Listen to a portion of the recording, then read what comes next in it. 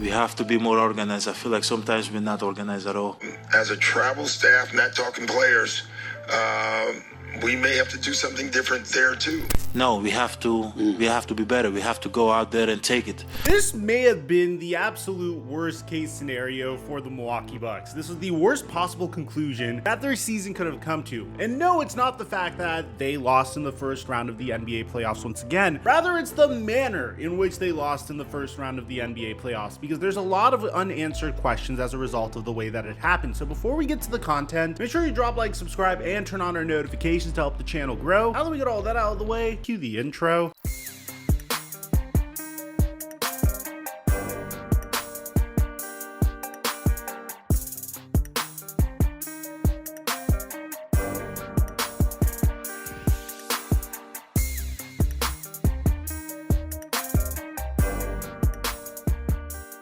Over the past few days, we've been dominating on Prize Picks. We've been hitting an NBA, MLB, and we're on a hot streak, making a ton of money while having a lot of fun while doing it. I post my picks for free on Instagram, so you can literally just go copy my picks and just enjoy the game. And right now, Prize Picks will double your deposit match when you use my promo code TheFlightMike when you sign up. Or you can just click on the link in the description down below and sign up for Prize Picks. And thank you, Prize Picks, for the sponsor. Mic check 1 2 1 2. What's going on, everybody? The Milwaukee Bucks had one of the most tumultuous off seasons and regular seasons that I think I've ever seen. And if it weren't for much more significant storylines happening, this would have been way more noticeable, especially in the NBA playoffs. But we were all focusing on bigger things, like whether Anthony Edwards could be Michael Jordan's son and Jimmy Butler's brother. Jokes aside, the Milwaukee Bucks went into the offseason last year in some big trouble, losing in the first round of last year's playoffs to the 8th seeded Miami Heat, who would eventually make it to the NBA Finals, but things were looking bleak for the Milwaukee Bucks. Giannis Antetokounmpo made it clear that he needed change, and I think that would be a huge theme of the next year for the Milwaukee Bucks, because immediately the Milwaukee Bucks would fire their head coach that won them their last championship in Mike Budenholzer. That summer, Giannis Antetokounmpo said that winning another championship is his goal, even if it isn't with the Milwaukee Bucks. At the end of the day, being a winner, it's over that goal. Winning a championship comes first. I don't want to be 20 years on the same team and not win another championship. This is after the Milwaukee Bucks let Giannis Antetokounmpo literally handpick his next head coach. This time he went with Adrian Griffin. But that's not all the Milwaukee Bucks did for Giannis. Clearly a lot more change was needed. So what else could you do aside from changing the head coach? You could change the personnel on the Milwaukee Bucks. And out of nowhere, a trade that no one was really expecting for the Bucks. Everyone was speculating this trade to happen for the Miami Heat actually. The Milwaukee Bucks would trade away Grayson Allen, Drew Holiday, a 2029 first round pick, and 2 first-round pick swaps in order to attain Damian Lillard. And immediately, Giannis Antetokounmpo rewarded the Bucks with a contract extension. Was this a change that was absolutely necessary? Well, it's kind of debatable, considering the fact that Giannis was playing injured in the first round of last year's NBA playoffs. Whether or not Dame was absolutely necessary is up for debate, but you also have to remember that this is the Milwaukee Bucks. Free agents aren't necessarily scrambling to sign with the Milwaukee Bucks. All of their players that they've acquired in order to be successful was either via the NBA draft or via a trade, aside from some of the role players, of course. So in this instance, if you had an opportunity to upgrade to one of the league's premier stars that could carry your team offensively on any given night, I guess you have to go for it, even if it means taking a step back defensively. But the interesting part about this is a huge reason why the Milwaukee Bucks would make their next critical change was because they were lacking defensively. So by all accounts, you could say the Bucks had a successful offseason. They were able to sign Giannis Antetokounmpo to an extension as a result of their moves. At the end of the day, that is the most important thing to do if you're the Milwaukee Bucks franchise. They even brought along Terry Stotts as the assistant coach of the Milwaukee Bucks to join Adrian Griffin's staff in order to make Damian Lillard feel comfortable. But less than 2 weeks before opening night, Terry Stotts would step down as the assistant coach of the Milwaukee Bucks. This is because Adrian Griffin reportedly yelled at Terry Stotts in front of the whole team, and because apparently Adrian Griffin seemed very inexperienced. There's a clip of Giannis Antetokounmpo and Adrian Griffin arguing at the scorer's table, but they would both brush off the incident completely, and things would apparently get worse from there. The Milwaukee Bucks wouldn't be able to close out the Indiana Pacers in the conference semifinals of the in-season tournament. Giannis Antetokounmpo would say that they weren't organized enough. The talent level that we have is incredible,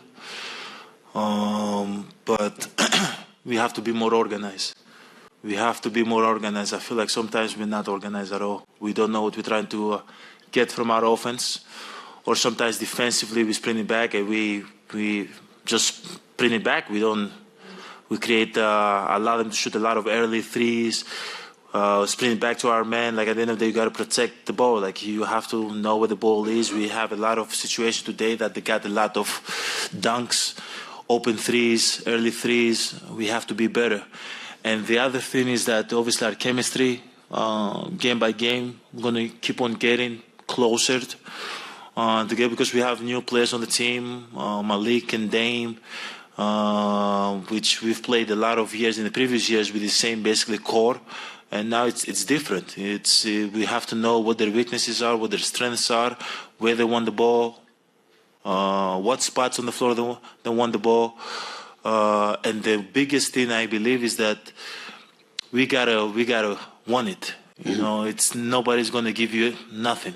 Like sometimes I feel like we expect just because we have great players out there that Tyrese Halliburton or Miles Turner or Naismith or Buddy Hill would just give us the game. Like, no, we have to be better. We have to go out there and take it. And when the new year came around, Giannis Antetokounmpo said this: we have to be better. We have to play better. We have to defend better. We have to trust one another better. We have to be coached better. And we have 4 months to get better. So let's see. And before you know it, Adrian Griffin was gone. And instead, they decided to hire Doc Rivers. Now, this is where things trended towards instability because the Bucks were first in the Eastern Conference during this time. And the reason why they decided to bring on Doc Rivers was so they could improve defensively. The Bucks' defensive rating under Adrian Griffin was 116.8, which was good for 21st in the NBA, and they would be able to finish the season with a defensive rating of 19th. And this is what I personally thought was a little strange because the team made downgrades defensively throughout the offseason, so it would make sense that if you swap out players like Drew Holiday for Damian Lillard, for instance, your team would get a little worse defensively, although they got a lot worse defensively in this case because last year they were 4th in defensive rating. But the best part about this Milwaukee Bucks season was Doc Rivers would accept the head coaching job, and throughout the entire season he would provide gems like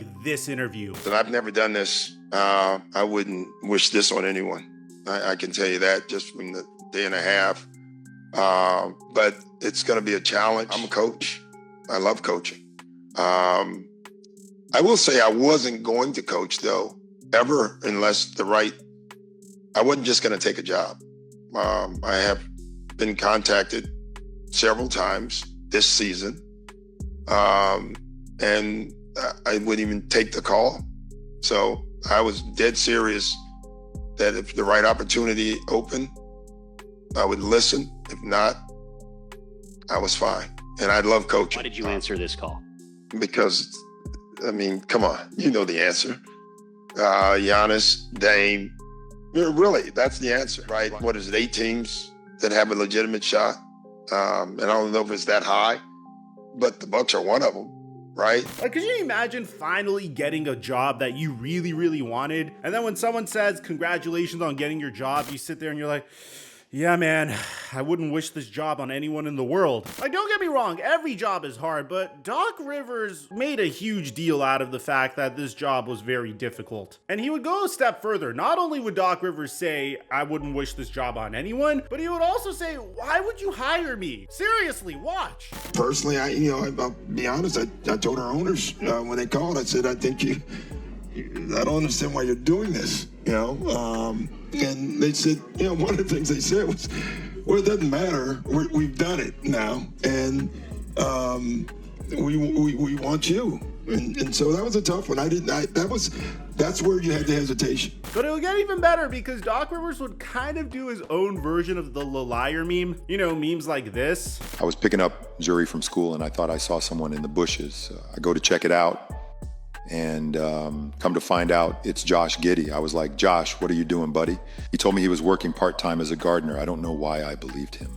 And all of a sudden, you have Doc Rivers saying, I even brought it up to Kawhi. Are you sure? I think Shea's gonna be an amazing player. It may take a year or two, but I think you're underestimating how good Shea's gonna be, in reference to the Paul George trade. But on top of that, he would throw his team under the bus. Whether it was the medical staff when Giannis Antetokounmpo got injured. I thought Giannis did everything he could, honestly, and I'm not kidding. There were times in the beginning of the middle of the third, I talked to Scott 3 different times, like I wanted to take him out of the game. I thought he was running on fumes. As a coach, you got to make a judgment call sometimes, and medical makes the call more. They kept saying he's okay, but I have eyes.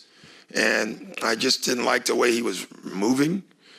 And, that's why I took him out the one time early. He kept asking to go back in. The trainer said he's fine. So he kind of stuck there. But I wish I'd have just said no, honestly. Or if it's literally throwing the Bucks travel crew under the bus after losing to the 14th place Washington Wizards. It's funny, I've actually been sitting back and watching everything. Not just our players, but our travel crew, everything. And I've made a lot of notes. I will say that. I won't share that. But we don't bring the necessary professionalism, seriousness on the road. And that's something that we can fix. That's something we're going to have to fix. Do you feel like that just gets cleaned up in the playoffs? Like, have you seen that in the past? Yeah, I'm not concerned. Yeah, the playoffs are a new beast, but I'm looking at it for the long run, too. I mean, it's not just for now. Like, we got to be a better road team. If we're not, we're doing something wrong. As a coaching staff, we have to figure out what we need to do different as far as practices and training. As a travel staff, not talking players, we may have to do something different there too, because something's missing. And everybody seems happy, but except for me after a game, and so I just think we're doing something wrong, and we have to figure that out.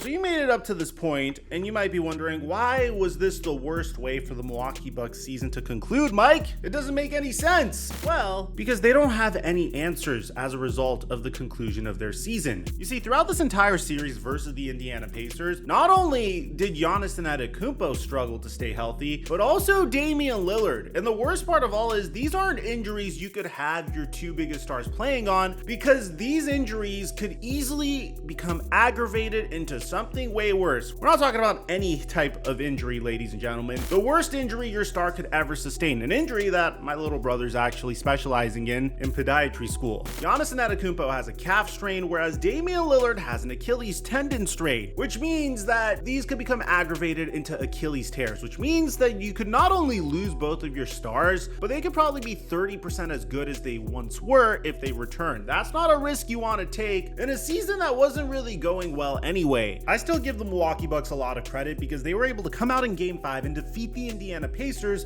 despite not having Damian Lillard or Giannis Antetokounmpo. And in Game 6, they were able to get Damian Lillard back. And as risky as this may have seemed, this could have potentially been enough to defeat the Indiana Pacers on the road. But alas, that never came to be. And I have to admit, that's the most unfortunate part of the Milwaukee Bucks season, because at least in the case of the Los Angeles Lakers, who were defeated in the first round, they could look and say what the problem was, and they understand what they need to do to improve for next season.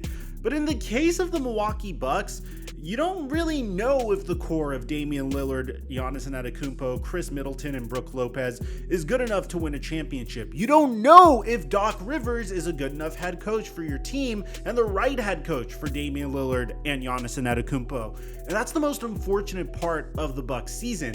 There was so much chaos and so much instability leading all the way up to the playoffs that you don't have any answers at this point. In my opinion, then they definitely should run this team back. A lot of things happened way too quickly. I mean, historically, we've seen teams fire their head coach in the middle of the season and still make a push and win an NBA championship. But switching from David Blatt to your assistant coach Ty Lue, when you have LeBron James that kind of likes coaching the team on his own to begin with, is a little bit different than completely hiring someone new from outside of the organization to come in the middle of the season and coach your team from scratch. And as much as I like memeing Doc Rivers for never taking responsibility, at the end of the day, it won't be fair to sit back and judge this team based off of just 3.5 months with a brand new head coach. At a specific point, there needs to be consistency and stability, and that's what the Milwaukee Bucks need.